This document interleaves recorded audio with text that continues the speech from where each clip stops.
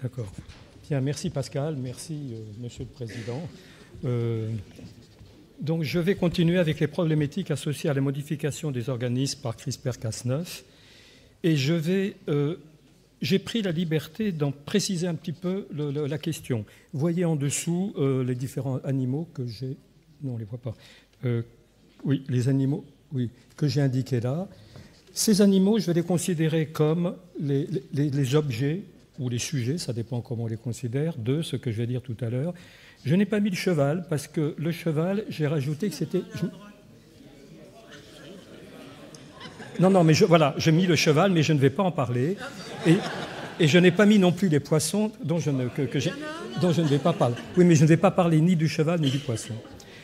Alors je dis ça parce que le titre que j'ai légèrement infléchi, c'est des animaux d'élevage, pour m'adresser à des animaux, plusieurs populations, mais qui ont beaucoup de points communs et qui diffèrent celui d'autres populations animales. Je pense par exemple aux animaux de laboratoire ou les animaux de compagnie qui posent... Les animaux de laboratoire, c'est par rapport à la recherche, les questions sont très différentes. Et les animaux de compagnie, par rapport à l'utilisation de ces techniques, elles aussi seront très différentes parce qu'elles nous rapprochent de l'humain. La frontière sera les animaux d'élevage qui sont utilisés ou qui commencent à être utilisés pour les xénotransplantations. Alors, le premier point, c'est que les outils d'ingénierie ciblée du génome sont des outils qui sont récents. J'indique ici les dates des premières modifications qui ont été publiées, qui datent de 2011. Il y avait eu des essais avant, mais là, c'est des modifications qui sont convaincantes, avec les zinc finger dont on n'a pas parlé, avec les TALEN, activateurs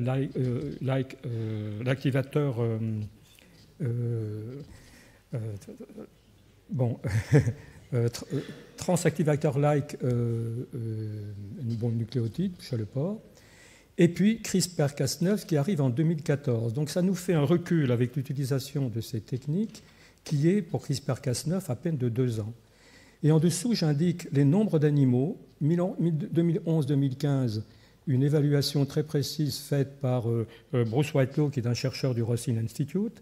Et puis, 2015-2017, une évaluation que j'ai faite et en une discussion avec Bruce Whitelaw, on est tombé à peu près d'accord sur les mêmes chiffres. Ce qui fait qu'aujourd'hui, on peut dire qu'il y a pour les animaux d'élevage, les espèces que j'ai montrées tout à l'heure, sauf le cheval et le poisson, pour les animaux d'élevage, il y a environ 500 animaux, mais ce sont des animaux fondateurs qui ont été édités génétiquement.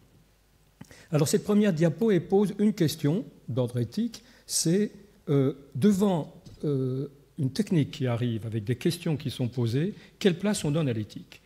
Quelle place on donne à l'éthique et est-ce qu'il existe une éthique du temps ? Alors il y a des philosophes qui discutent de ces questions, mais on peut la résumer très simplement. Dans la période où on est, quelle place on peut donner à l'éthique pour avoir, au moment, quand les choses vont continuer à évoluer, ce qui est très vraisemblable, une position qui soit construite et qui permette d'éviter certaines difficultés devant lesquelles nous ont mis nos collègues des plantes quand ils ont commencé à utiliser largement ces techniques alors que les outils avaient loin d'avoir la précision qu'ils ont aujourd'hui. Donc le premier point, c'est qu'il s'agit plus de bioéthique que d'éthique, c'est-à-dire analyse des problèmes éthiques et des questions de société soulevées par les progrès de la connaissance dans les domaines de la biologie, de la médecine et de la santé. Je reprends là ce qui est la définition de l'action du Comité national d'éthique.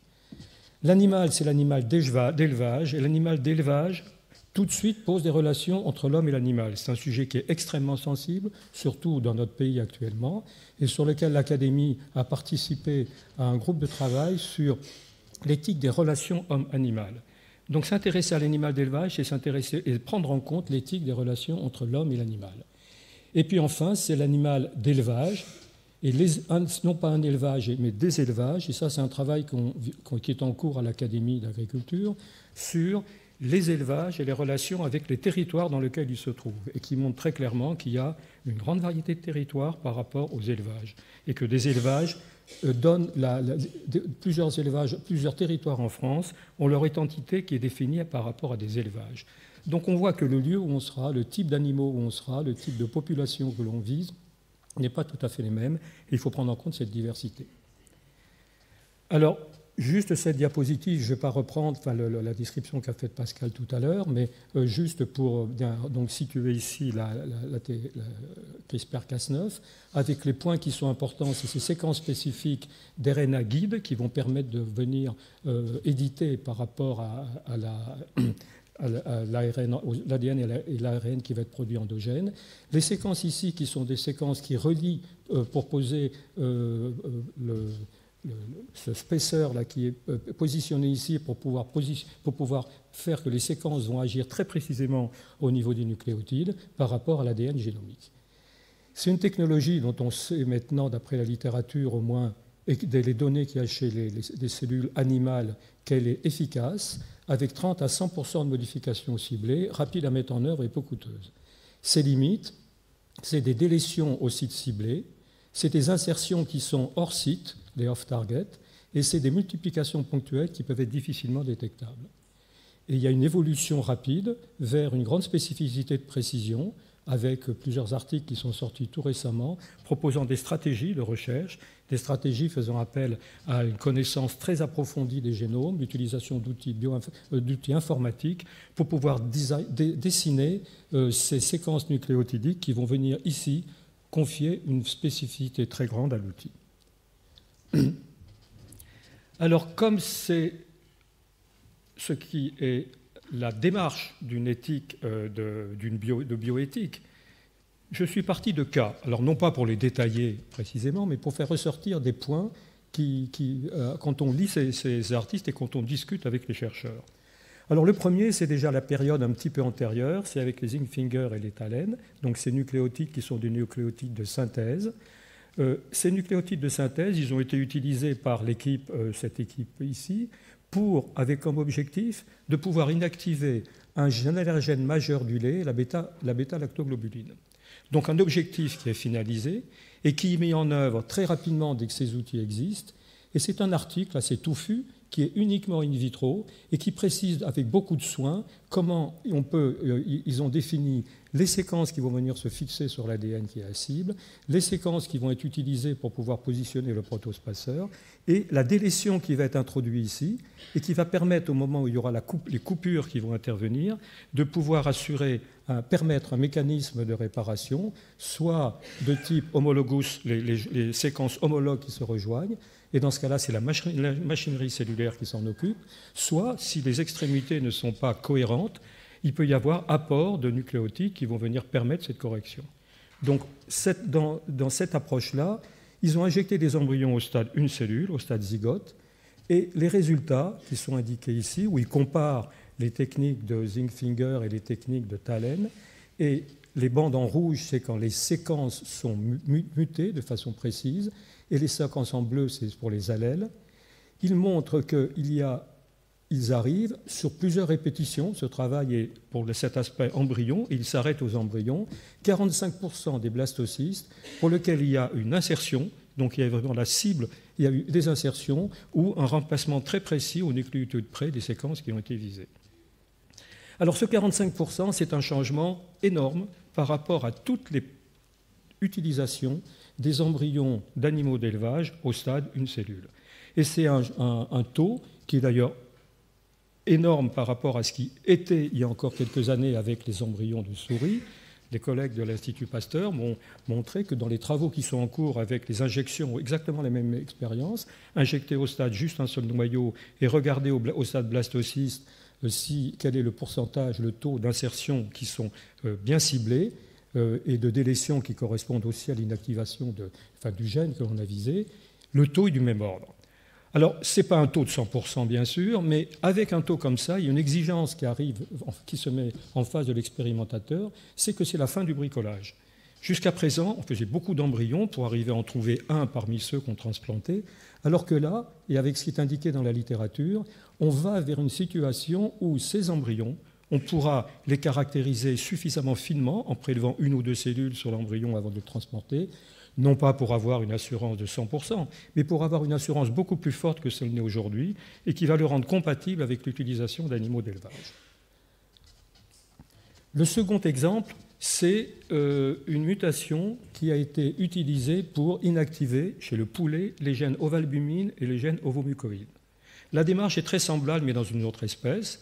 Et cette démarche semblable, c'est de supprimer dans le blanc de l'œuf 2 protéines qui sont allergénisantes, de façon à pouvoir proposer des œufs à la consommation qui ne mettent pas les personnes qui sont très allergiques à ces 2 protéines de pouvoir les utiliser, y compris dans toute l'industrie avec les œufs.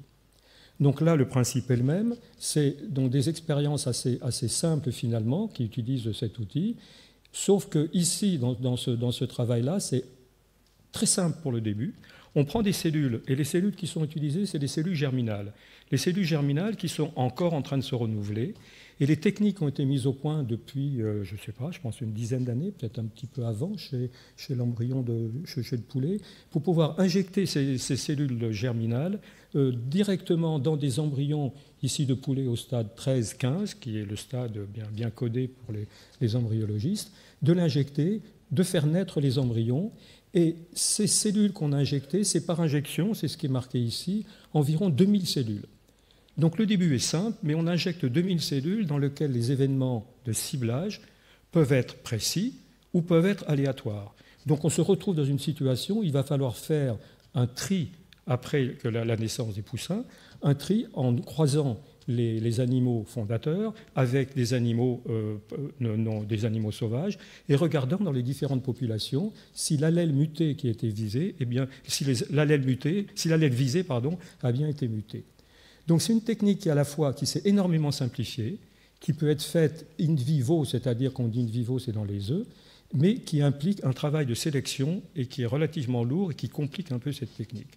Des chercheurs travaillent pour voir comment on pourrait simplifier encore et arriver à une situation qui est assez compatible avec celle qui existe chez les mammifères d'élevage, assez comparable. Alors ici, j'indique les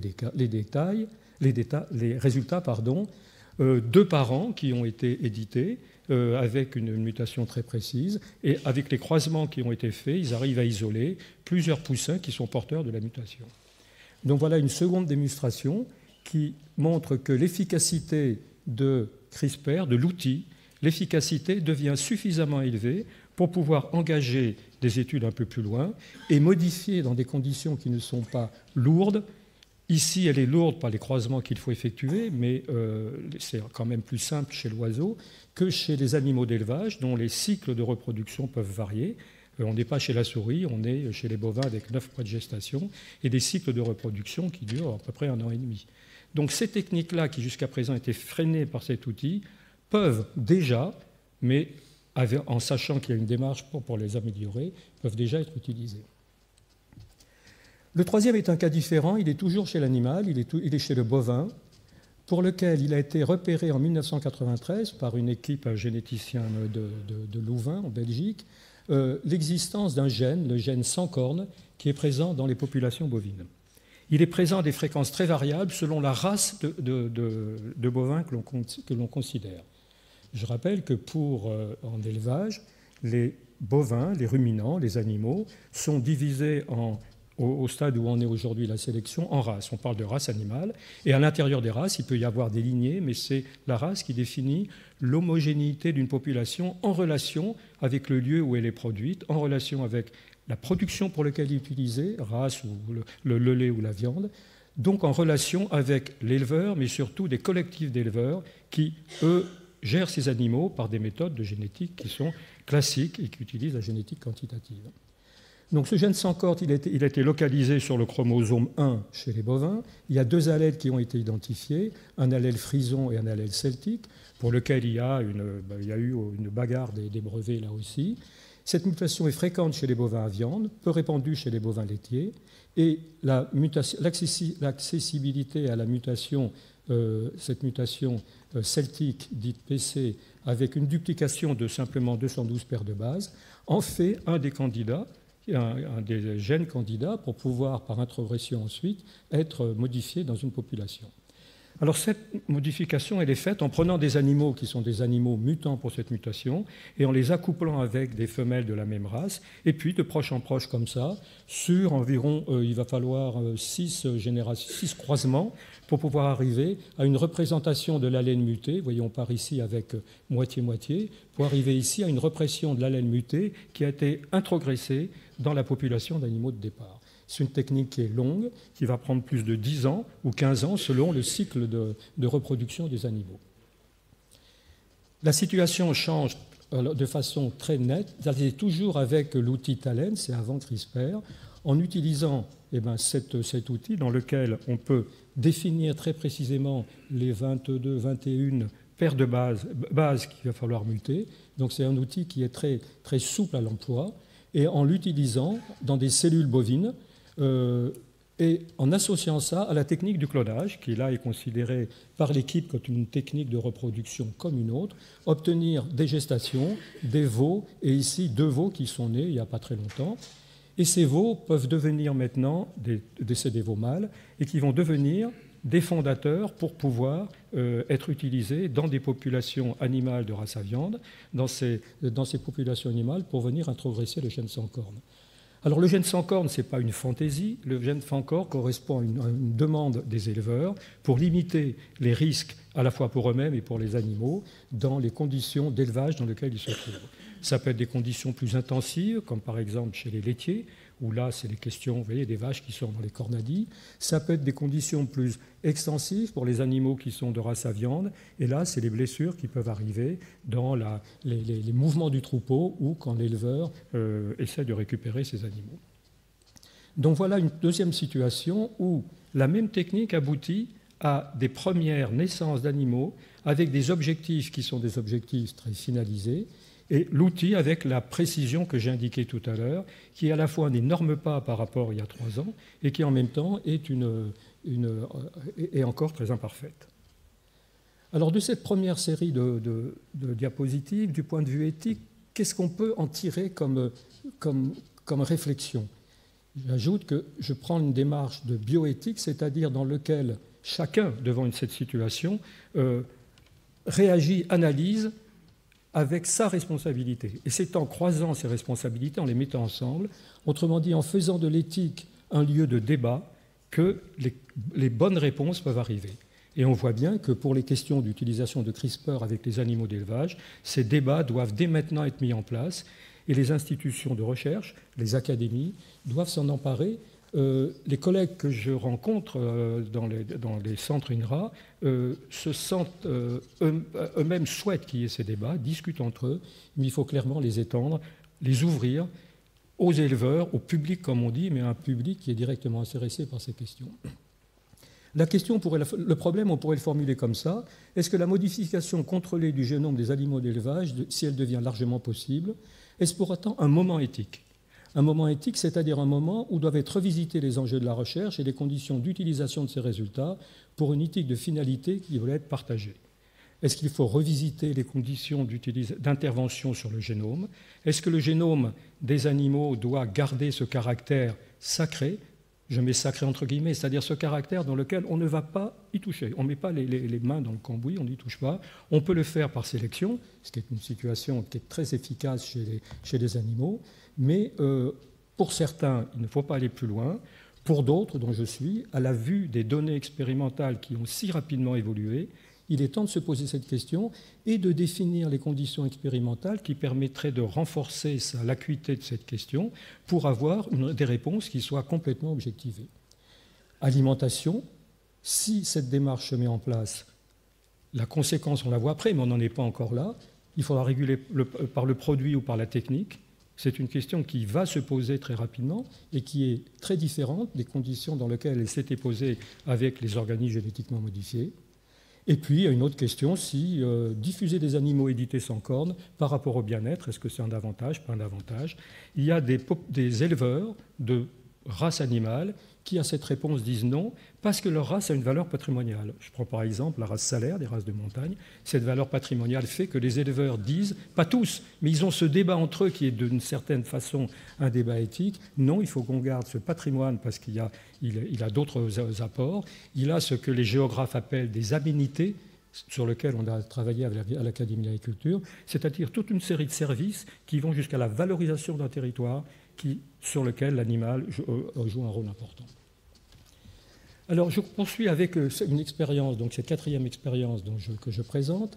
C'est une expérience qui a été faite chez le porc et qui a consisté à inactiver les 2 allèles du gène NANOS2. Alors, NANOS2, c'est une RNA binding protein de la famille NANOS qui joue un rôle clé dans le développement de la lignée germinale chez tous les organismes. Elle est connue chez la drosophile, elle est connue chez les oiseaux, et chez les mammifères, elle est constituée par 3 gènes paralogues, avec chacun un rôle dans le développement de la lignée germinale. Et cette protéine, elle est exprimée au stade prospermatogonie. Au stade prospermatogonie, c'est le stade, ce moment où les cellules germinales sont encore des cellules souches, et elles sont dans cette espèce de petit écosystème au sein des tubes séminifères qui sont indiqués ici, ce petit écosystème qui maintient ces cellules en équilibre avant de s'engager dans une voie de différenciation. C'est un moment qui est critique, à la fois pour la fertilité normale, c'est un moment qui est extrêmement régulé par de nombreux gènes, et Nanos il va intervenir au stade prospermatogonie. Alors, le stade précis, je ne l'ai pas, j'ai été regardé, mais je l'ai oublié. C'est un papier qui est sorti en 2009, depuis les choses ont été précisées. Et les souris, les souris mâles homozygotes sont stériles, les souris mâles hétérozygotes sont fertiles, les souris femelles hétérozygotes ou homozygotes sont fertiles. Donc on se trouve ici dans une situation qui est indiquée sur le petit carré au-dessus, où cet équilibre-là, on va pouvoir venir le cibler précisément chez des animaux qui, si la mutation est à l'état homozygote, vont devenir stériles. Alors c'est la même chose qui a été fait chez le porc, exactement la même démarche.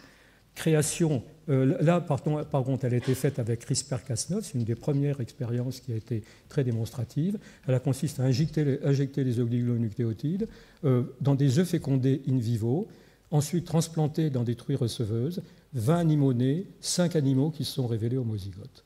Et sur les 5 animaux qui sont révélés homozygotes, ils sont indiqués ici, sur les 5, il y en a, en total sur 20 animaux qui sont nés, sur les animaux qui sont nés, il y en a 20 qui sont mosaïques, et il y a sur les 3 hétérozygotes et sur les 3 hétérozygotes et sur les 2 homozygotes, les 2 homozygotes se sont révélés stériles. Et ensuite, en croisant les hétérozygotes mâles et femelles entre eux, il y a eu l'apparition d'un animal homozygote qui était stérile.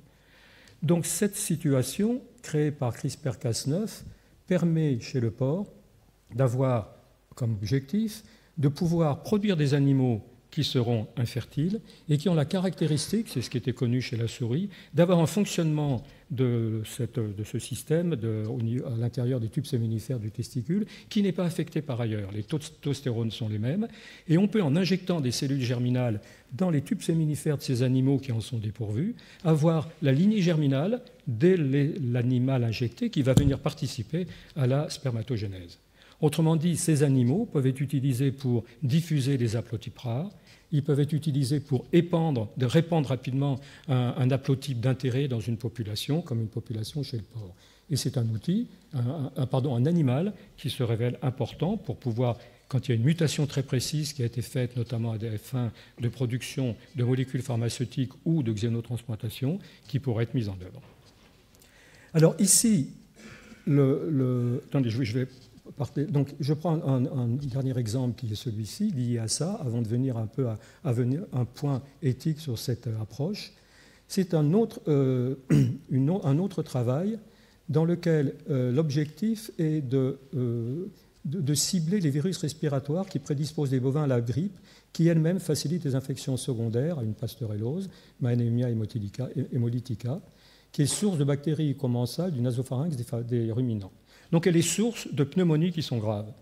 Et cette bactérie, elle a Alors ça, c'est un article américain qui chiffre tout de suite un coût économique d'environ $1 billion pour l'industrie des bovins. Alors c'est un argument qui a sa valeur, mais qui vient une valeur complémentaire à l'objectif biologique.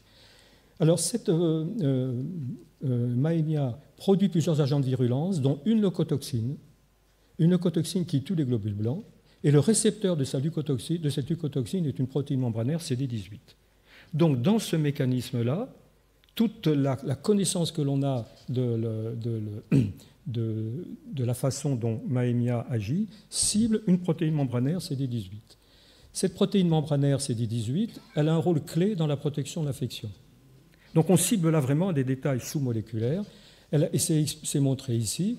Elle va venir, c'est la sous-unité bêta-2 de l'intégrine, c'est une protéine de surface, et qui va venir, c'est ce qui est marqué en rouge ici, empêcher l'infiltration tissulaire des leucocytes qui sont porteurs sur lesquels sont fixés les virus par les récepteurs. CD18, dans beaucoup de populations animales, est présent et sert de barrière, et les animaux ne seront pas sensibles à l'infection et à l'infection. Chez les bovins, cette protéine CD18 a été mutée, naturellement. Et cette mutation naturelle va faire que les leucocytes vont pouvoir pénétrer à l'intérieur de l'épithélium respiratoire et induire, par infection, les problèmes graves que connaissent les bovins. Elle est mutée à l'état naturel chez les ruminants. Donc voilà une situation qui est différente de la précédente. Il s'agit, dans une espèce, et non plus dans une race ou dans plusieurs espèces, d'aller cibler une protéine, d'aller cibler, une sous-unité de l'intégrine qui participe à l'activité d'interaction avec les leucocytes, pour pouvoir lui rendre une fonction qui lui permettra d'avoir des animaux qui sont résistants. C'est ce travail qui a été fait. Il a été fait en injectant ces CRISPR-Cas9, en injectant les nucléotides, en transplantant, dans des embryons, et ensuite en laissant produire.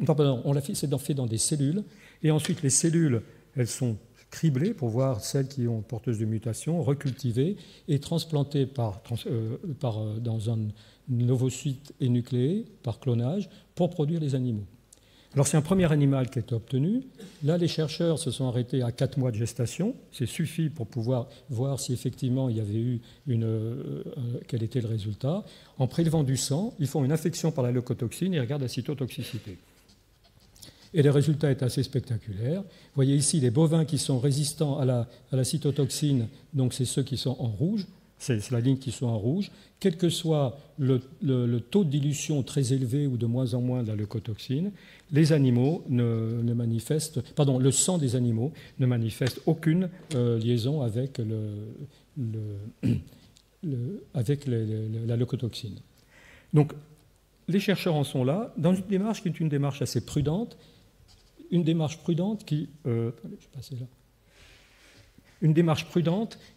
est différente de la première, puisque là, il s'agit de poser tout de suite la question, si on mute cette sous-unité de l'intégrine CD18 dans une espèce où, si on redonne à cette sous-unité bêta-2 microglobuline dans une espèce où elle a été mutée naturellement chez tous les animaux, quelles vont être les conséquences sur l'organisme lui-même? Quels vont être les effets qu'ils vont pouvoir savoir dans d'autres endroits du génome?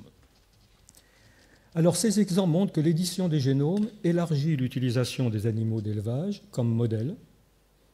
Et le problème, c'est que la place de ces modèles dans l'avancée des connaissances conduit à faire évoluer l'éthique normative réglementaire qui régit en recherche les relations avec les animaux d'élevage. Les animaux d'élevage sont très encadrés. L'éthique normative, elle est surtout aujourd'hui dictée par les considérations sur le bien-être des animaux. Dans tous les exemples que je vous ai donnés, il n'y a pas de problème de bien-être animal. Dans ces exemples-là, c'est surtout une question de scientifique qui est posée. Et on voit bien que la nécessité de réfléchir sur les conséquences de ces actions se pose avec acuité pour éviter d'enfermer les animaux qui pourront naître de l'utilisation raisonnée de ces techniques dans des normes réglementaires. J'ajoute alors juste 2 cas sur lesquels je vais passer assez vite.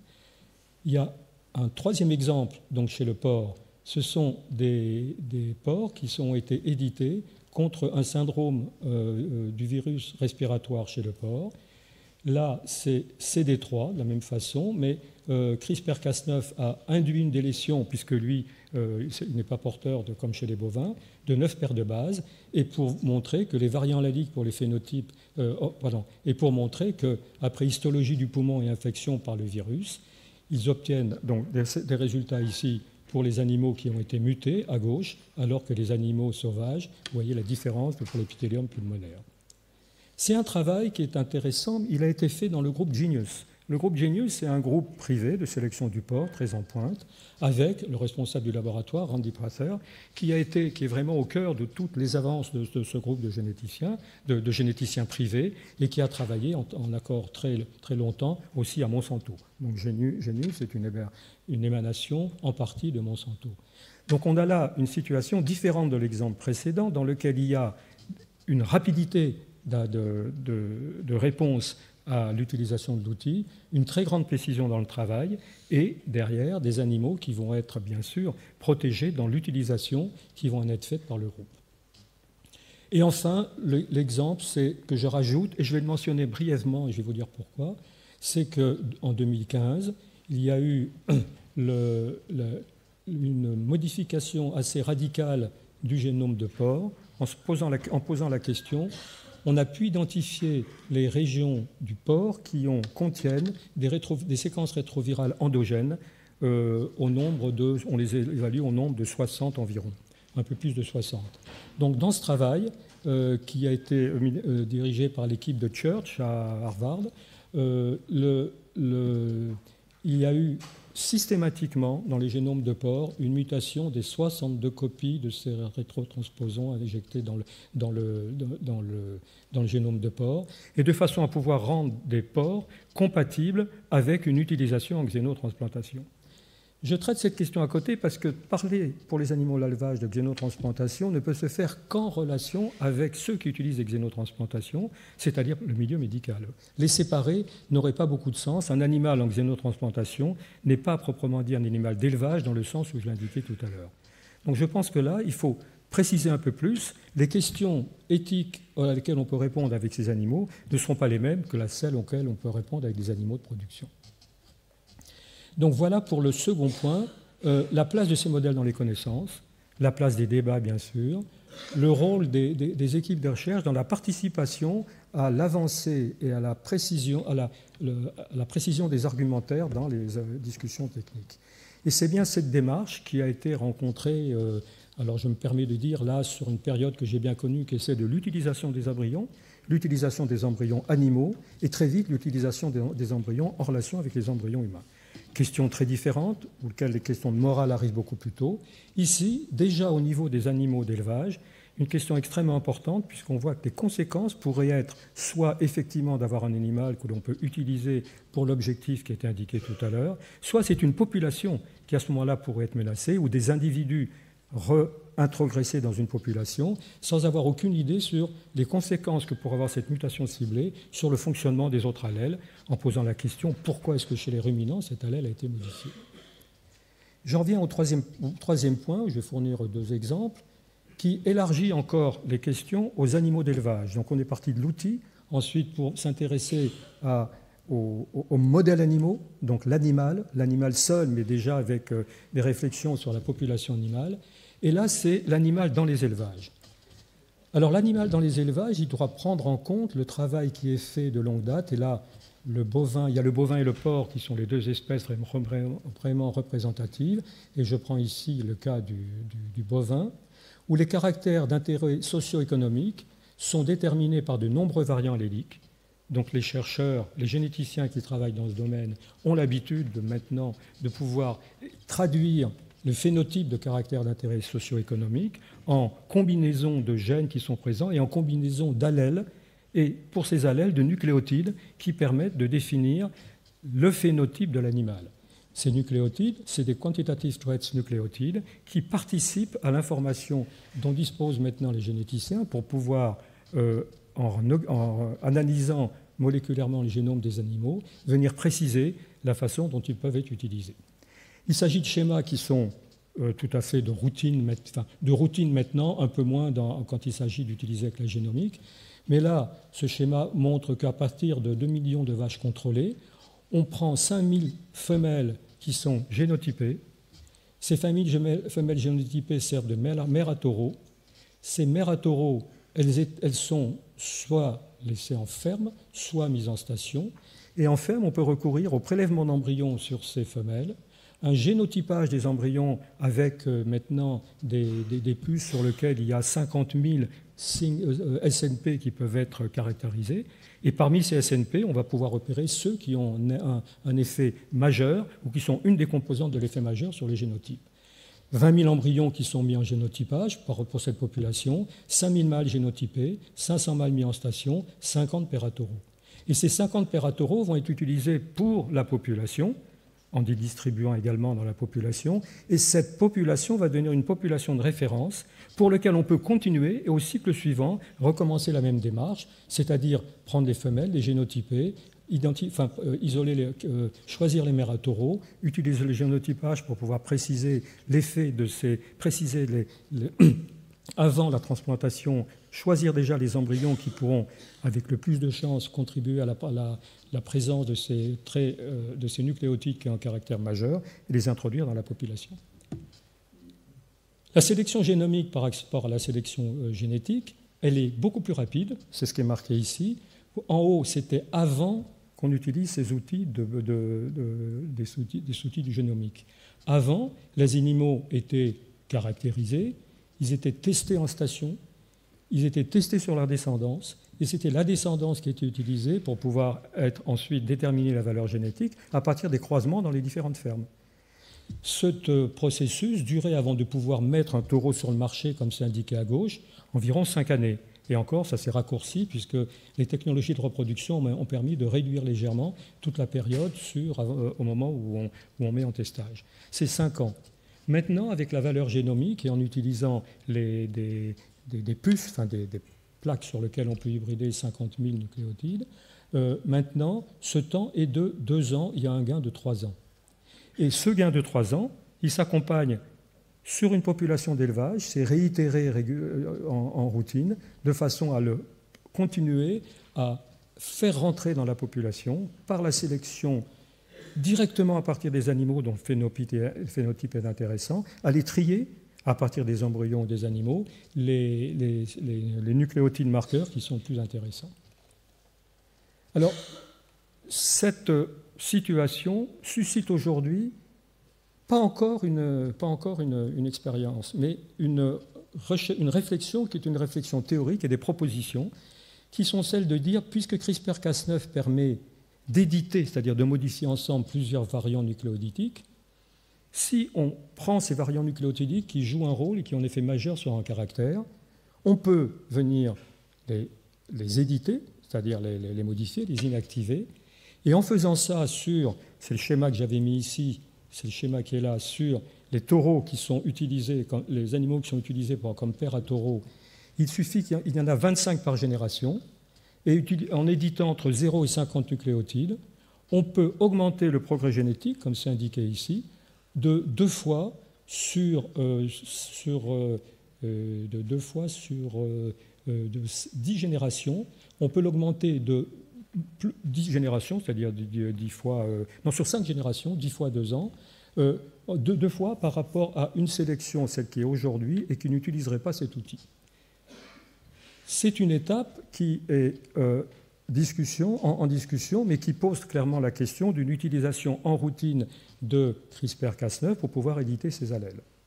C'est une question sur laquelle la prudence est la plus grande, notamment par le fait qu'on ne sait pas aujourd'hui si, quand on va venir muter un nucléotide, il n'y aura pas un effet sur le phénotype de l'animal. Et donc, puisque d'un côté, on isole les nucléotides majeurs, de l'autre, si on les édite, peut-être que le caractère va être modifié.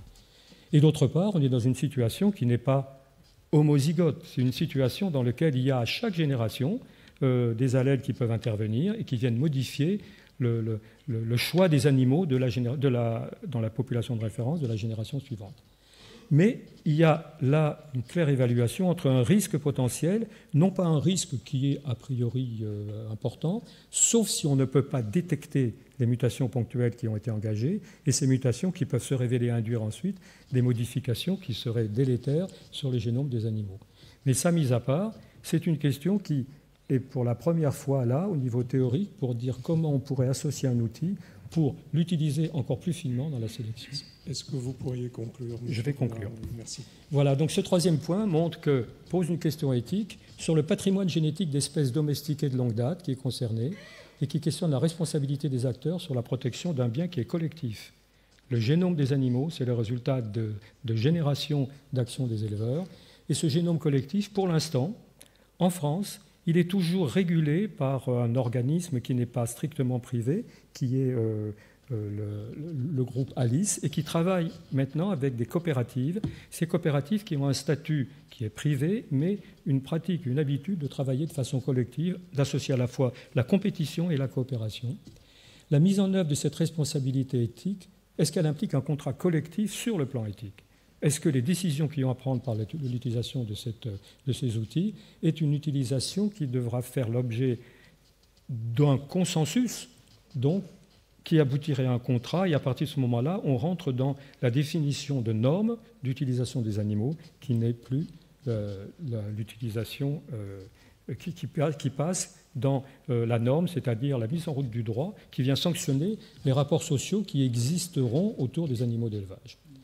Voilà, et je conclus avec cette phrase de « Je sors de la nouvelle Héloïse ». Enfin, je ne sors pas, c'est Catherine Larère dans un de ses ouvrages qui la cite, et qui est tout à fait adapté à cette situation, au moins d'un point de vue, c'est un certain parti pris que je prends là. La nature a tout fait, mais sous ma direction. Voilà, je vous remercie.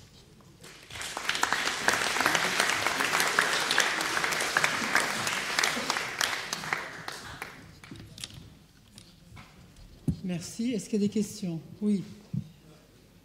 C'est un peu à côté du sujet, mais je suis là. Mais comme je ne suis pas du tout spécialiste, je trouve que le terme utilisé par Georges Pelletier de réécriture est une tellement meilleure traduction de édite que éditer. Est-ce qu'il est trop tard pour que la communauté se mette à utiliser ce terme? Parce que je trouve que sans être un défenseur acharné des termes français, lorsqu'on peut trouver un terme français qui est bien, pourquoi ne pas l'utiliser dans la communauté francophone? Oui. Je ne sais pas, est-ce que dans cette communauté, vu de loin, réécriture, ça me semble parfait comme traduction de Édith. Donc c'est tout à fait. Enfin, ce point-là est un point qui est important parce que le vocabulaire compte. Donc quand on prend le vocabulaire, alors là, je l'ai dit, devant des événements nouveaux, comment je me comporte? Je n'ai fait que ça.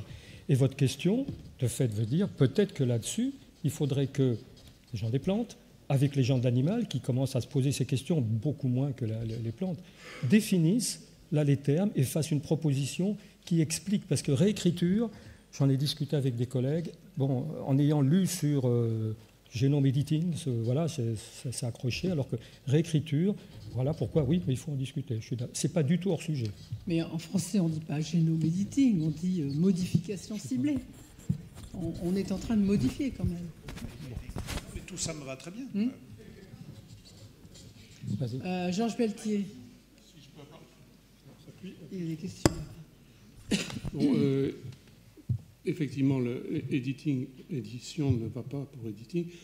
Le comité de terminologie et de biologie de l'Académie des sciences propose réécriture. Alors, je sais que d'autres instances ont une traduction un peu plus longue, en particulier dans le domaine médical, qui aurait été choisie, mais de façon à trouver un mot le plus court possible en même temps, et non pas une périphrase. Voilà. Hervé Schneevis, président du comité d'éthique de l'INSERM. Oui, j'aurais deux questions. Vous avez évoqué des modifications qui, a priori, semblent poser peu de questions éthiques, comme par exemple ces veaux sans cornes. Qu'en est-il des mutations qui existent déjà par exemple celle du knockout du gène de la myostatine pour obtenir des animaux beaucoup plus musclés. Qu'en est-il du bien-être animal? Qu'en est-il de la valeur nutritive de la viande produite? Qu'en est-il d'autres facteurs? Et concernant la réactivation de CD18, on peut observer, en tout cas au regard de l'évolution, que les bovins ne semblent pas avoir été éteints par l'inactivation de ce CD18. Quels sont les éléments qui nous permettent de dire que cette inactivation n'est pas utile pour les protéger d'un autre type d'infection et que cette réactivation, en les protégeant de cette pneumopathie particulière, ne les exposerait pas à d'autres troubles? En d'autres mots, quelles sont les techniques d'évaluation, quelles sont les méthodes d'évaluation proposées pour voir l'effet de ces modifications? Et puis j'ai été un peu surpris, compte tenu du caractère brûlant du sujet, que vous n'ayez pas évoqué le gene drive, c'est-à-dire la transmission par forçage de gènes, qui a été en particulier évoqué pour modifier des populations de moustiques. D'accord. Je vais répondre sur CD18. Sur CD18, bien sûr qu'il faut aller regarder, mais le point important, et c'est ça ce que j'ai voulu souligner, c'est qu'il est possible maintenant d'aller poser ces questions très précises directement chez des animaux d'élevage. Alors qu'avant, c'était une sorte de transposition d'un modèle qui était très étudié chez la souris, avec cette idée qui existe encore très fort de dire si ça vaut chez la souris, ça va valoir pour les autres espèces. Or, on a des très jolis exemples avec les animaux d'élevage, par exemple pour les gènes qui contrôlent la différenciation sexuelle, qui sont des mécanismes. On trouve les gènes, mais la façon dont ils s'arrangent entre eux pour pouvoir induire ce phénotype de modification au niveau du sexe est différent. Donc, ma réponse c'est ça, c'est que l'on peut maintenant pouvoir utiliser avec ces animaux modèles, on peut pouvoir les utiliser directement sur ces animaux d'élevage. Et la question que vous posez, c'est comment cette recherche-là, c'est pas comment, c'est avec quels moyens on met cette recherche en place et avec qui?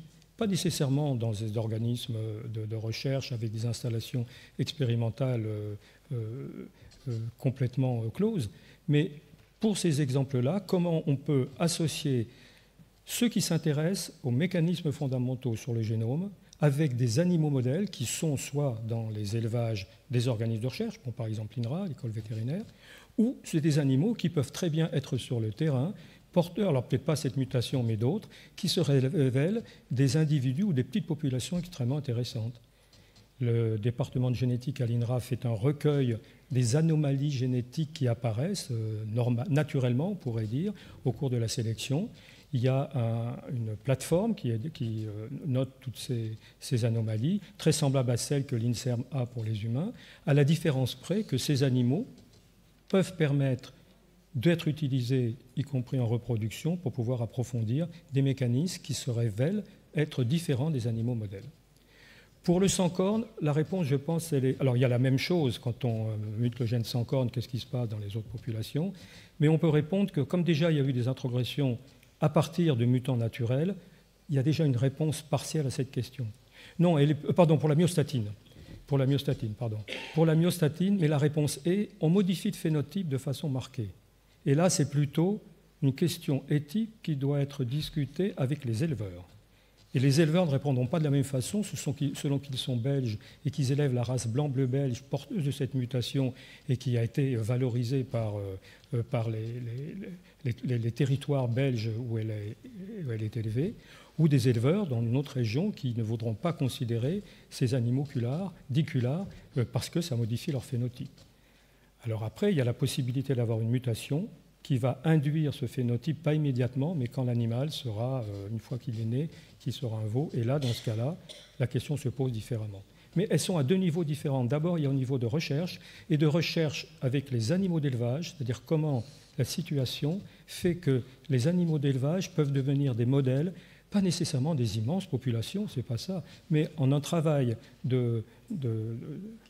j'allais employer le mot de culture, de travailler en commun avec ceux qui élèvent des animaux. Bon, un petit commentaire sur les moustiques quand même. Ah oui, alors pour le génome editing, je ne l'ai pas, oui, bien sûr. Assez court, Alors, Jean-Paul. Juste assez court, il y a la suite de l'article que je vous ai montré qui pose la question avec le génome editing et qui arrive alors à des conclusions dans lesquelles l'intervalle, le même progrès génétique peut être atteint beaucoup plus rapidement. Bon, elle est là de même nature tant qu'on ne répond pas, tant qu'on laisse en suspens, il faudrait répondre, la question des autres modifications sur le génome. On va prendre 2 questions par ici avant de passer à Pierre Corvol. Jean-Yves Lallemand.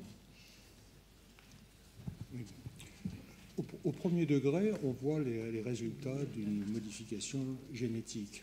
Si on considère que les animaux de wild type, sauvages, ont un génome qui est stable, c'est le résultat de la sélection naturelle. Si on modifie un gène, est-ce qu'il ne risquait pas d'y avoir des effets secondaires, disons, comme on modifie la structure même du génome tridimensionnel, des effets qu'on n'avait absolument pas prévus apparaître? Est-ce que ma question n'est pas très claire? Mais... Si, non, mais si on s'adresse non pas aux populations sauvages, de bovins Dans sauvages, le micro, pardon, si on s'adresse aux populations de bovins sauvages, ce n'est pas la même chose que si on s'adresse aux populations de bovins domestiqués. Et la question que vous posez, elle est le quotidien de la génétique quantitative qui peut, en caractérisant les phénotypes et en suivant les phénotypes, répondre à cette question. Et repérer des animaux, alors soit c'est des mutations délétères qui sont enregistrées sur cette plateforme, soit c'est plus subtilement des modifications d'équilibre dans le phénotype entre les fonctions de production et les fonctions de reproduction, par exemple, et qui ont conduit la génétique quantitative à se trouver à un moment donné devant une situation dans laquelle la production animale était très augmentée, mais la reproduction posait des problèmes. Les animaux devenaient moins fertiles. Et en prenant ça en compte avec l'utilisation d'informations permettant de les traiter, cet équilibre a commencé à se rétablir. Donc il faut tester quand même pendant un certain temps. Alors il faut tester, sauf si les mutations ne sont pas repérables, alors là ça va rendre les choses beaucoup plus difficiles. Sauf en testant. J'avais promis à cette dame qu'elle poserait sa question. Allez-y, criez fort. Non, vous avez un micro ici. Merci beaucoup, madame. Je voudrais, effectivement, il y a quelque chose qui m'a interpellée, c'est quel intérêt a-t-on de travailler sur l'infertilité compte tenu des coûts que cela représente au niveau de la recherche, donc de travailler sur cette infertilité comment je veux dire, au niveau de l'élevage, au niveau comment on peut dire, des travaux de recherche sur l'infertilité dans l'élevage, en fait. Parce qu'on maîtrise déjà, je suppose qu'on maîtrise en fait la fertilité, et je ne comprends pas qu'on travaille sur l'infertilité. Voilà. Je ne crois pas avoir dit sur l'infertilité, c'est sur la fertilité, améliorer la fertilité. Mais il faut définir l'infertilité. Et là, il faut se rapprocher des médecins qui, eux, là-dessus, ont une réflexion et une précision du vocabulaire qui est importante. Quand je parle de fertilité, il s'agit d'espèces dans lesquelles la fertilité va être déterminée par le nombre de jeunes à chaque descendance, va être déterminée par, si on prend en termes de quantitatif, le nombre de jeunes qui vont être produits au cours d'un cycle reproductif. Alors il y a les animaux, il y aura un veau par exemple par cycle reproductif, et les animaux, il pourra y en avoir 2 ou 4, c'est chez le mouton, et puis chez le porc, il pourra y avoir, avec un intervalle beaucoup plus court, encore plus de porcelets. Écoutez, merci. Monsieur, dernière question. Bernard Chevassier-Louis, Académie des technologies et Académie d'agriculture.